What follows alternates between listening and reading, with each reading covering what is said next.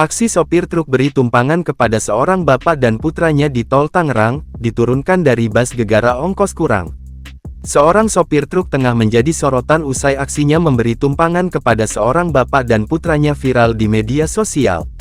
Dijelaskan bahwa mulanya bapak itu berangkat dari Kabupaten Kuningan dan hendak menuju Kronjo, Tangerang. Namun, gegara kehabisan ongkos, pria itu diturunkan bersama putranya di Tol Tangerang.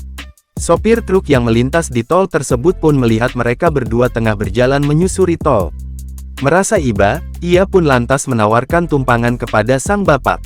Namun, karena jalan yang dituju berbeda, ia tak bisa mengantarkan bapak itu sampai ke tujuan. Sopir itu bahkan terlihat memberikan selembar uang 50 ribuan kepada pria itu sebagai ongkos untuk naik angkot.